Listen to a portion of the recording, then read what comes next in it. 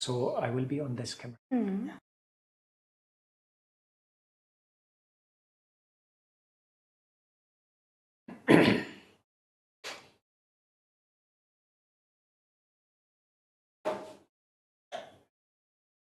Welcome to our Care, Share and Inspire Climate Studio, live from Dubai, from the climate conference COP28. We bring together experts from science, spirituality and politics, and we explore new ways to deal with the unfolding climate disaster. Myself, I'm Golo Pilz. I'm the advisor to renewable energies to the Brahma Kumaris, and I will be the moderator for tonight's session. The fourth day of the COP is ending, and already some major controversies are surfacing. Some say that there is no need to phase out fossil fuels to reach 1.5 degrees, whilst others, mostly scientists, they say there's no more time to lose. In addition, greenhouse gas emissions are still on the rise. Satellite data shows that many countries and firms do not provide accurate data. Another big culprit, which is often overlooked, is methane gas, which is almost 80 times more powerful than carbon emission. Methane gas is usually emitted from coal mines or a byproduct from gas and oil production. So a lot more has to be done to save our climate. Climate Wisdom Studio will keep you up to date what's going on in the conference. Today, we have a bit of a change with our guests. I have three esteemed speakers with me on today's panel, and Martin Frick could not come, but we could win Shantanu Mandal to join us today for this panel discussion. Shantanu has been to several COPs and is the youth representative from the Brahma Kumaris to UNEP and is working with International Union for Conservation of Nature and UNGO. Welcome, Shantanu. Thank you so Shantanu much. has also practiced Raja Yoga meditation for the last 20 years and is a radio presenter for Radio Madhuban in India. He has a background in fashion and holds a degree in fine arts. We're also very glad to welcome today Hanna Soldal. She's coming all the way from Sweden and she works as an advocacy advisor to the Church of Sweden, focusing on climate justice. She strives to mobilize the congregations and individual members of the Church of Sweden to become climate ambassadors. Hanna holds a master in science and ethnobotany. I had to learn this word, ethnobotany, a research field focusing on the relationship between humans and nature. She's also an active writer and opinion maker. And last not least, I would like to welcome Sister Jayanti Kriplani. She is the additional administrative head of the Brahma Kumaris and a spiritual organization with more than 6,000 meditation centers in India and 800 abroad. The Brahma Kumaris is accredited to the UNFCCC since 2009, and Sister Jayanti has been to most of the climate conferences since then. She's also our main representative to the UN. So welcome all three of you to today's panel discussion. Thank you. And let me just shoot off with my first question to Shantanu. You have been already to several climate conferences so far, and you worked also closely with the youth organization of the UN, UNGO. And I came to know you're a vegan, and your motto is believe that simplicity is kindness. And a very nice, is a very nice motto. Can you tell us a bit what motivated you to become vegan? Global food production and farming is often overlooked as one of the major emitter of carbon emissions. Can a vegan diet bring significant reduction in emissions and turn the tide? Thank you so much, Golo, for inviting me for this talk. And the question is very relevant when you said that methane is one of the primary gases that adds to the greenhouse gases. But people don't know so much about it because the media and the advertisements and the science world draws everybody's attention only to carbon dioxide, because methane gas also comes out from cattle industry, the burps and farts of the cows and so many of cattle. Nobody wants to talk about it because it's like the elephant in the room. So for me, how my vegan journey started would be very weird long Bollywood movie, but if I have to shorten it, it would be I was in Paris studying fashion, and it was in the year 2010 when people were doing little bit things about veganism, and I thought it's a good thing, but I am very fond of my cottage cheese, paneer from India, and ghee and other things, so I would not give it up. I came back to India 2 3 years.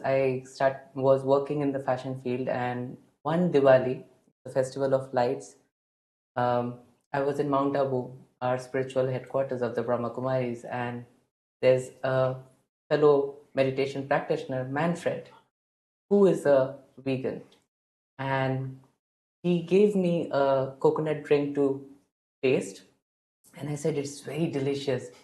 Give me the recipe." He said, "You can never make it." I said, "Why? I can." He said, "You can never." I said, "Give me the reason why I can't." He said, "The milk is from the coconuts, the mango is from my gardens, everything is organic, there's nothing from the market. How can you do that?" I said, "Oh."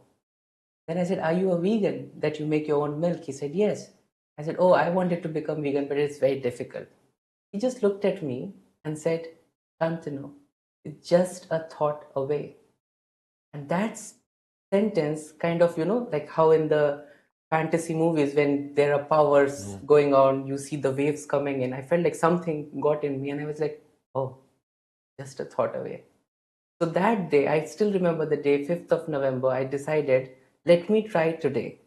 If I find myself inclined towards the food platter that is kept in a Diwali dinner in our headquarters, you know how it is. So if I'm pulled even a little bit, then I'll eat. But if I don't feel any inclination, I will feel that this is like a signal for me to start a journey and see where it takes me. And from 5th November, in another 2 or 3 months, I found myself doing a lot of activism. The word activism is famous, so I'm using it, but I would say started seeing myself doing a lot of voluntary work for the nature and the environment. So the vegan food lifestyle, veganism is not just a food style or a dietary conditioning. When you associate veganism with just food, people tend to avoid it. It's about a mindset. And I heard that veganism helps in reducing the emissions significantly. Yeah. And this is apparently a big step which is required to curb the effects of climate change. Wonderful. That's a very nice story how you became vegan.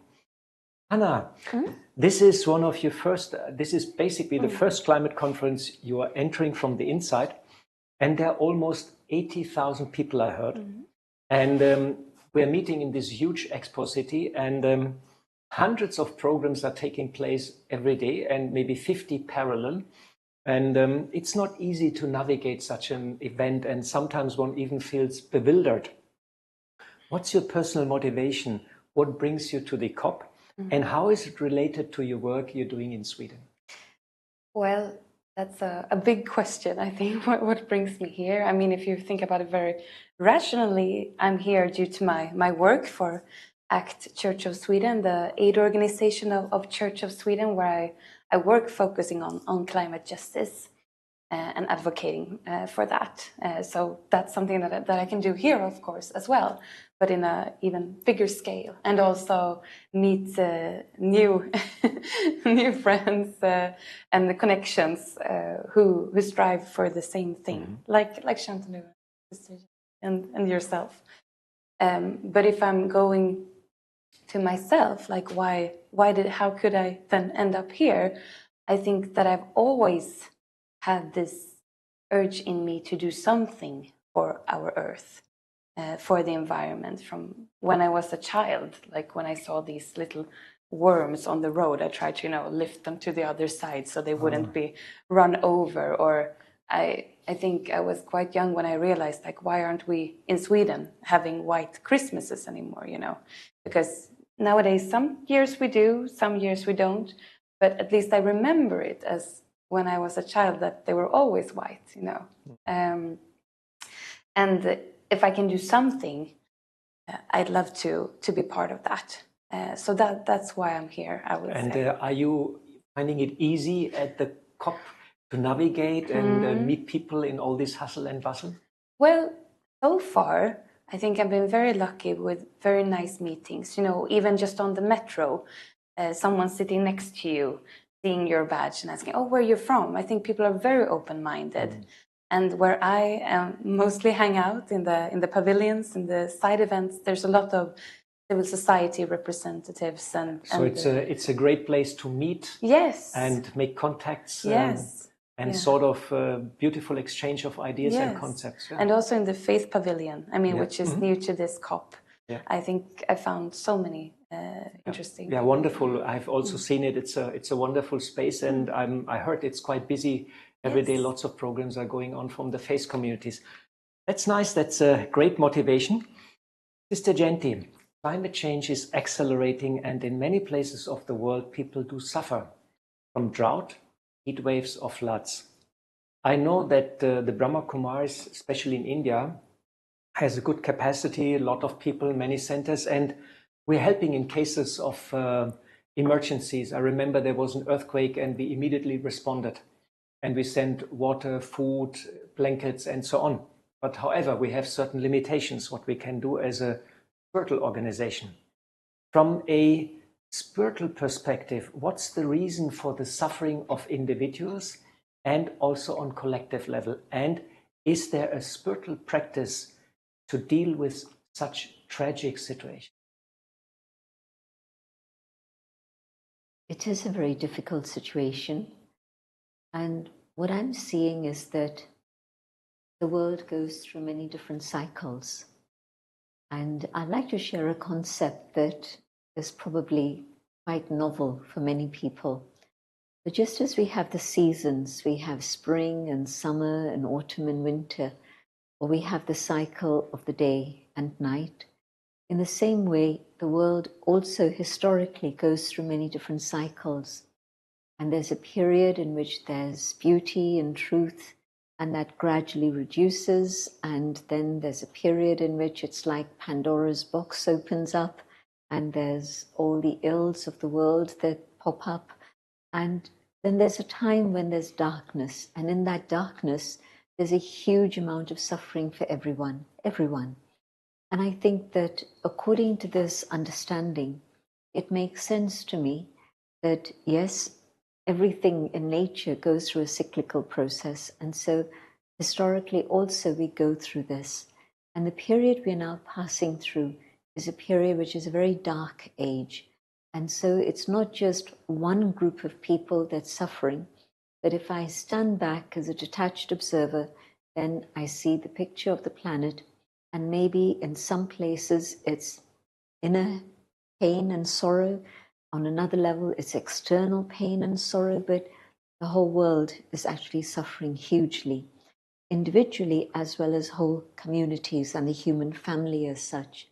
And I think that collectively we've been very exposed to external influences of materialism, consumerism, and so there's been a lot of negative action that's been created.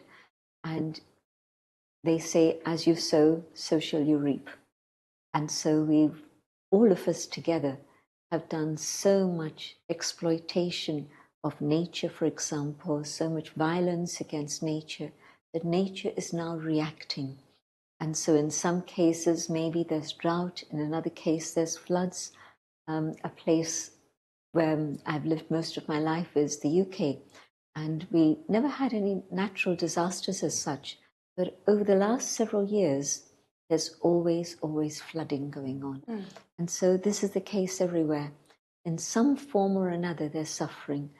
But human beings have the capacity within themselves to change all of this. If we were to have a spiritual understanding of what's going on, it's called the law of karma. Karma means action. Action brings reaction, and that's what's going on. We're seeing the results of what we have done to nature. We've upset the whole balance of nature. And so, yes, we can do something about it personally, but also collectively. The power of God's love, the power of meditation can help us personally, but also we can share those vibrations with the world. And also on a personal level, we can change our lifestyle. And that can definitely reduce our carbon footprint. That's a very interesting and deep answer. And so we can see the situation in the world as a big correction by Mother Nature to bring us back on the path of righteousness, in a way. Very lovely. Thanks very much. Shantanu, youngsters often want to see fast action and a quick fix to the climate disaster. I know when I was young, I was like, everything had to go fast. As we all can observe, the COP process is very, very slow process. It's highly bureaucratic and needs approval by everybody, which makes it even more complicated. And often there are also serious conflicts and different parties and different positions. Often youngsters get seriously disturbed by this slow progress. And we can see a rising number of climate anxiety and also burnout amongst the youngsters. And I know you're a regular meditation practitioner since 20 years. What's your advice when you come across such young people which are disturbed or which are in a personal crisis? How to help this? I would just change the word advice because I don't see myself in a position to advise anyone. But I do have friends who have seen me and have asked questions that, you look very chilled. What are you doing? I think that could be an answer to become what I want people to be doing. It's like even Gandhiji said, be the change that you want to see in the world. So for me, when I started the journey of working in the field of environment, I started with many friends who are not working in environment anymore because they are, as you said, burnt out, exhausted. And it happened because the thoughts they were creating were of why it is not happening, why it is not happening. And these thoughts were something that were taking away their vital energy that they could have done on something else, like a solution oriented thinking. What I practice is that I ask myself, it's a very simple question that I have borrowed from Dadi Janki, who was one of our greatest leaders of the organization. She used to always ask yourself at any point of time who you are, whom do you belong to, and what is that you need to do at that particular moment of time? Why are you there? Just these three questions, whenever I reflect, I mean, at a time of work, you don't get a time to sit and meditate probably. So just asking at that point of time, why I am here? What is that I need to do? Sometimes it would be just listen to someone. Don't say anything to it, just listen, just being there. And if they could feel that we are being heard, they are served. They feel that sustenance. So this has been my way of being with the young people. And I think I have seen changes when they see us stable and calm. When whoever is doing whatever spiritual practice or like they are doing prayers or they are doing chanting, whatever spiritual practice whoever is doing, if they are doing it with a pure heart, the heart is sustained. I think that's why it is important for people to take out time for themselves. Without self-care, there cannot be any other form of care. So sustain the heart, fill it with love and compassion, and then the hand will do the right thing. Yes. Very wonderful, lovely. Hannah, we met last year in Stockholm, and you shared with us about your work in climate change and especially with the youth organization of the church in Sweden. Can you explain a bit more in detail the projects of how the Church of Sweden is tackling climate change, and also let us know more about ecocide law? I came across that new word, ecocide law, when I saw one of your talks in the YouTube. And can you let us know what would be the implications of such a law? Yes, so exactly. Church of Sweden Youth, which you mentioned, is Church of Sweden's democratic youth organization. We're our own organization, and I'm still, even though now I'm working for the adult church at Church of Sweden, I'm still a member of Church of Sweden Youth. I can be till an active member till I'm 30, so I have a few months left. And then, I'm creating a new member here, so that's really nice. And it's, I think, an amazing organization because it's meant to give the youth within the church a voice, a platform. Also, I mean, they organize, or I would say we organize ourselves. We have our own priorities and try to make the voices of the youth within the church heard, and raise the perspectives of the youth. I think it's really, really important. And within this organization, there are, of course, many different people, as you know, like youth is not a homogeneous group, but a lot of them, at least from my perspective, maybe because I was in that myself, are part of also the climate movement and the environmental movement. We have this network, which is called, in Swedish, Agera Volontärerna, which means like the ACT volunteers for action. Which is also a collaboration between ACT Church of Sweden and the Church of Sweden.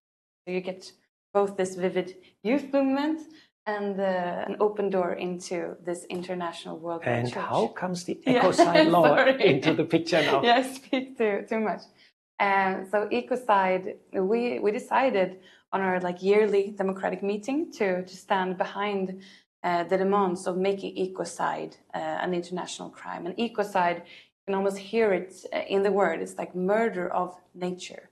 Murder of nature. Yeah, the destruction of ecosystems. That this should actually be illegal to perform, because today you can, as a big company or state even, make huge environmental degradation. So first it has to become a national law, yeah. And then all the countries have to agree to make it an internationally binding law. Am I right? Well, yeah, I think it can go in different ways, but it needs to become one of these international laws. Binding laws. Okay. Exactly. And now, actually, just very recently, the European Union, they decided upon a law which could be comparable to an ecocide law.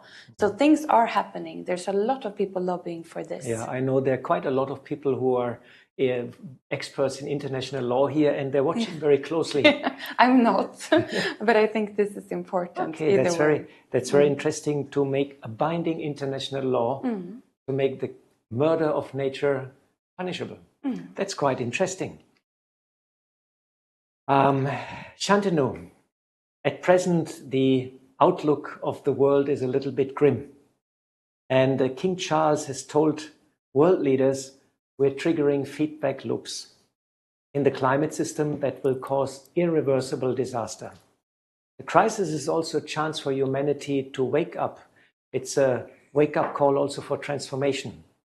I know this is not an easy question, but can you see light at the end of the tunnel? Absolutely. What else do you see if you are in a tunnel? You always wait for the light. You have also an interesting and yeah, badge. I am light. This is my favorite mantra, that I am light. You think of a room that is dark and it is pitch dark. You can't see anything. But if there is the tiniest pinch of light, like this, it will attract everyone. I just have to be that little light. And if I can do that, it would inspire me also to keep going on, and whoever needs to be inspired, they'll be inspired. What I would like to just add to this is that when it is already going down and everybody's frustrated and they are anxious, they are stricken by eco grief, they are losing their lands, they are already down. If I also think negative, if I also think waste, if I also think things that are not conducive or doesn't increases the energy of the world, I am also adding to that doom. So if I hold on to hope, if I hold on to wisdom, if I hold on to love, if I hold on to peace, I would be at least in that side of the world where I am holding the rope to bring up. Today in the COP, there was a nice story someone shared with me. He said, there are a lot of starfishes that comes on the shore and they are dying. One child just goes and starts throwing the starfishes back into the sea. And somebody came and said, there are thousands of them. How can you save them? He said, yeah, I can't save thousands of them. What I'm doing doesn't matter for all of them. But the one that I threw into the water, my effort mattered the most for that. And I just care for this much. So whatever I can do, I should just think of doing that much, and doesn't take the burden on the shoulder that I have to change the whole world. I change myself, my thoughts, every day, by the moment, and things would be better. It's a very practical approach. Thank you very much. Sister Genti, from a spiritual perspective, two of the biggest culprits are ego and greed. A recent study claims that 1% of the super rich, they emit the same amount of carbon as the 60% of the world population, which are the poorer side. 1% equal emission as 60% of the poorest in the world. One is almost at loss what to say about such a perspective. And I know that the Brahma Kumaris propagates an ideal new age coming. In Hindi, you call it Satyuga, the age of truth, which has a very deep meaning. Also here for the conference, you know, if everybody would be truthful, it would be a different story. Can you explain a bit as how in such an ideal future society resources are being distributed and handled? I think first I want to say that the injustice that's happening in the world is what is making us feel that we have to move in a different direction. And the different direction has to be a spiritual one, because I don't see that technology or money or any of the other brilliant ideas that people have made any difference in the last 50 years. Things have got worse, as you explained. And so it has to be an inner change. And once there's an inner change, there is enough for all. And so in the world of Satyug, the age of truth, definitely, where we feel that we are one family, one humanity, where we really treat each other with that love and respect, then each one will have the resources they need, and the rest will be shared amongst all. And so the earth has huge abundance. Just imagine, the earth has been sustaining us for millennia and still continues to do that. No matter what we're doing to nature, nature is still looking after us. So when we've cleansed ourselves and cleansed the world, and the world is pure, nature is pure again, nature is balanced again, then definitely there's enough and plenty for everyone. And so it'll be a very natural distribution. I don't think you'll have to go out and spend money buying a little packet of wheat. It'll be there in the fields, and it'll ripen at the right time. It will come to you in a very easy, natural way. Everything will be abundant. A paradise. Something like that. And I remember that Mahatma Gandhi said that there's enough for man's need, but not for man's greed. And even now we're almost 8 billion people, still the planet is able to supply more or less enough food. Quite an interesting question. Yeah, and a very nice answer. Thank you very much. Anna, in the internet, I've seen you reading one of your favorite poems. It's from the Swedish Book of Hymns, and it's a very lovely one, and I would like to quote you. The moon and the sun, the water and the wind, the flower and the children, all of this was created by God. Heaven on earth, all it's belonged to God, and therefore we want to give praise to God. It's a beautiful poem, very lovely, and if humanity would try to live by it, I'm sure this would have far-reaching consequences for our societies, especially in terms of ownership, justice, distribution of resources, and so on. It would be rather revolutionary, I would say. Can you share a bit what this hymn tells you on a personal level, and how it could be translated in the context of this climate conference? Yes, thank you. It's a hymn that we usually sing in my church, in Church of Sweden, with the children. So from when I was a child, this was the first hymn that I learned by heart, and I still love it very, very, very much. And I think what it tells me, which is also some like the core of my faith as a Christian, is that I believe that God created this earth, like every part of it, all of us, all of the flowers, the children, the moon, the sun, and that's something that means that all of this is also holy. And how do you treat something holy? You don't exploit it or you don't damage it.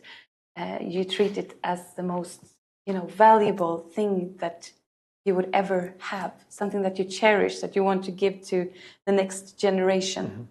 So I think if you live by this philosophy, this concept, if you have this in mind while you're at the COP negotiating, I think it can definitely make you take the right decisions. And it also, I mean, to me, just singing it makes me happy, hopeful. And I think that's something really important when you're at the COP meeting. Yes. We all should sing a little bit yeah. more. Yeah. If you want to, I can sing it too. I remember some days ago, King Charles III, he gave a speech and he says, the earth does not belong to us. We belong to the earth. What a statement. From a country which started the Industrial Revolution.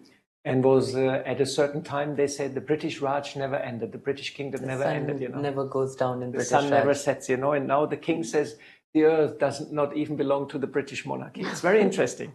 It's a big change in mindset for sure. Sister Genti, from a yogi perspective, the most powerful force in the universe is God or the divine. It is attributed. It is said that God knows what is going on. This is a big relief, you know, because sometimes people think God might be there, but he's not coming and with big fanfare and says, hello, I'm here, now I fix everything. But it is said God knows what's going on in the world, and that he's also the healer and the magician. And one of the things which is said about God is in times of emergency or crisis, God will become accessible to us humans. We get connection and God will start helping us. It's even said he will send angels, you know, and the angels will come and help.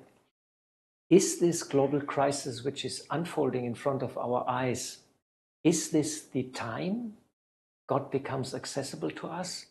Please share with us how we can connect to God and become an instrument to bring hope and transformation. Beautiful question. And yes, if I want to communicate with a human being, I'll use sound and I'll use all the devices that are now available for me. But if I want to communicate with God, I don't need these things. I just simply need the power of the mind. And so in meditation, what we're doing in Raj Yoga meditation, because there's many varieties, but in Raj Yoga meditation, I go inside, become aware of the inner being, connect with my thoughts to the divine, and I can feel a response coming to me from the divine. And yes, I do believe that God is accessible to everyone, especially now, because we need God's presence in our life. And as I connect with the divine, I'm able to receive from the divine the wisdom, the light, the truth, the purity, the joy that I would like to have in my life.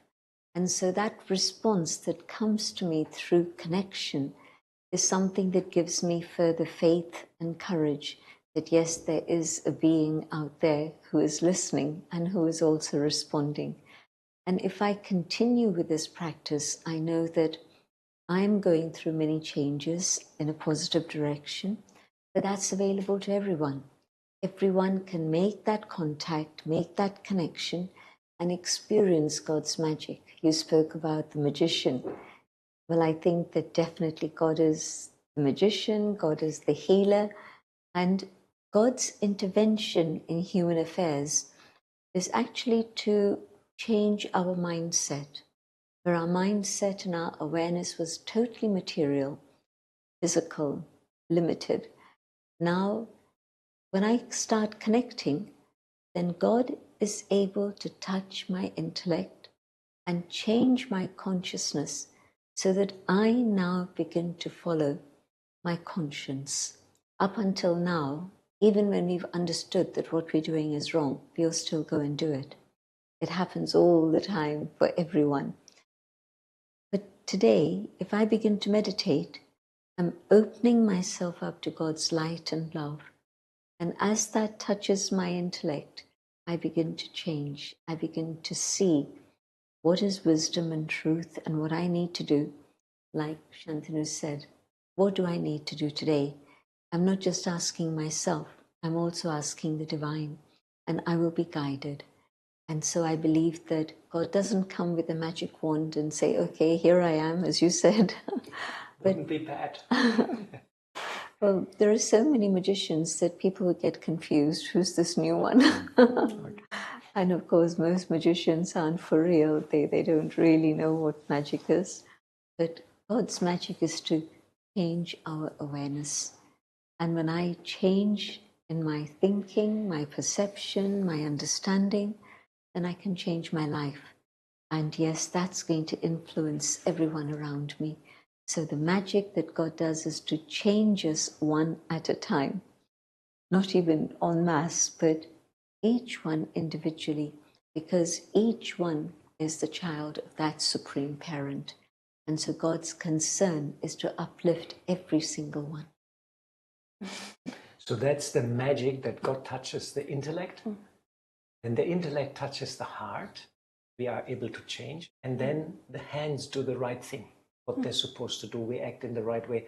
I'm sure what you said is right, and I can imagine that many of the negotiators or bankers or CEOs of big companies, they are torn apart.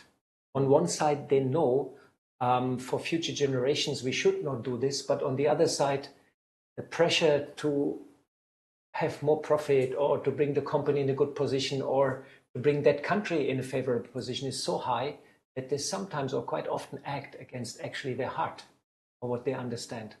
So it's quite a dilemma, and I'm happy you mentioned that, how God is healing the intellect, the heart, and brings us into the right action.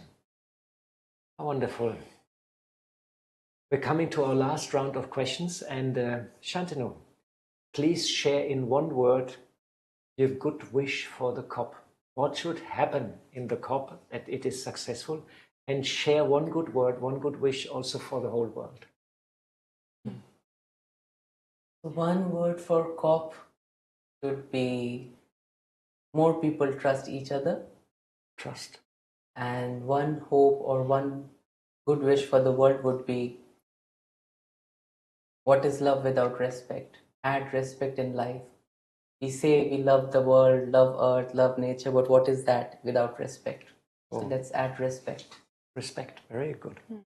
Anna, same question to you. Please share one good wish for the climate conference. It becomes successful or it improves, and also share your good wish for the world. Yes.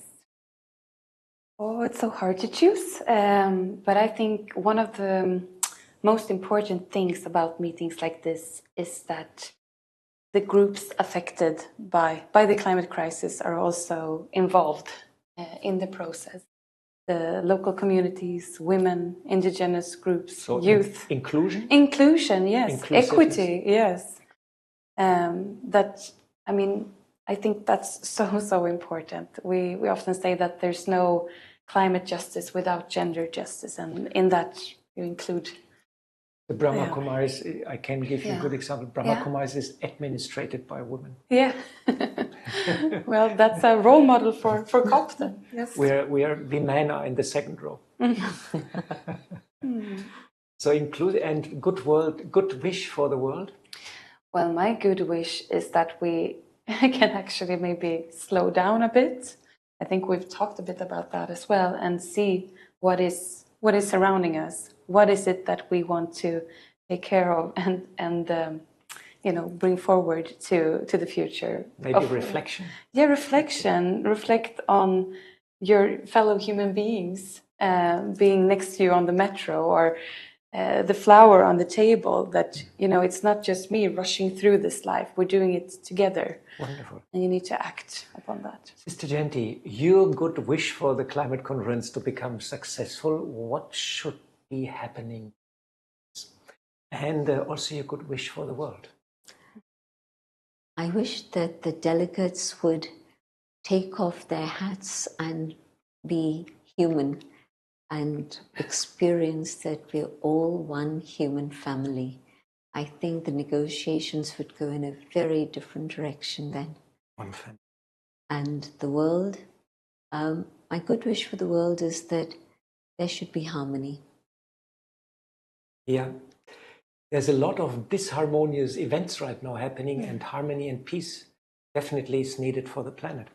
Wonderful. Slowly we're coming to the end of our panel discussion, and I'm very glad Everybody gave such great inspirations, such a caring and such a wisdom also, especially for our audience worldwide. Time is slowly ticking, and I would like to ask Sister Genti to wrap up a bit this session with a short meditation and guide us towards peace and one world. Thank you. Sitting comfortably, just follow these ideas and see what happens. I visualize a spark of light in the center of the forehead. Gradually, I come to understand that this is who I am. I am a being of light. I am a being of peace.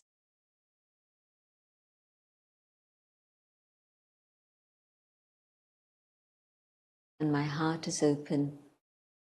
Feel the presence of the divine.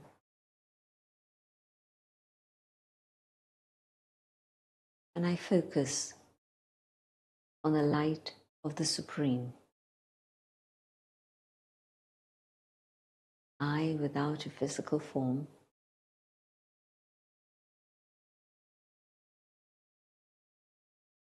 can connect with the Supreme, a being of light.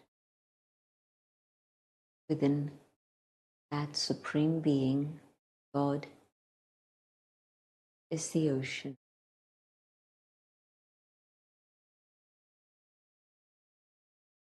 And from the ocean, I draw all that I need.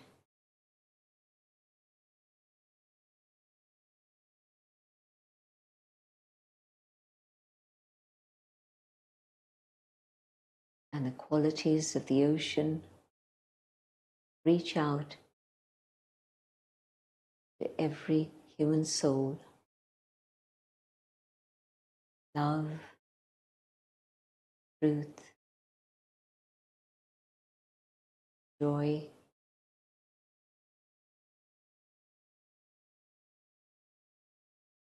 and as these qualities reach the human family, they awaken. They begin to move in the right direction towards heaven itself.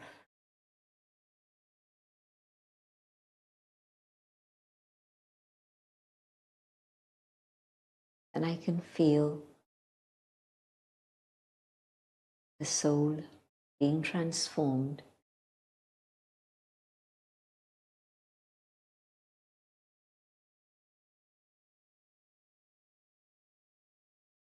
God's light, the vibrations of love, reach the entire animal kingdom.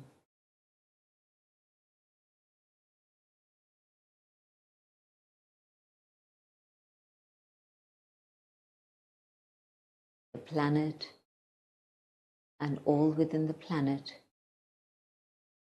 are renewed, recharged,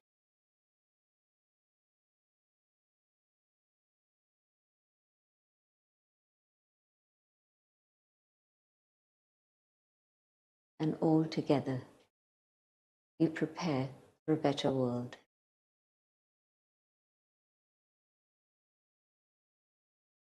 Om Shanti.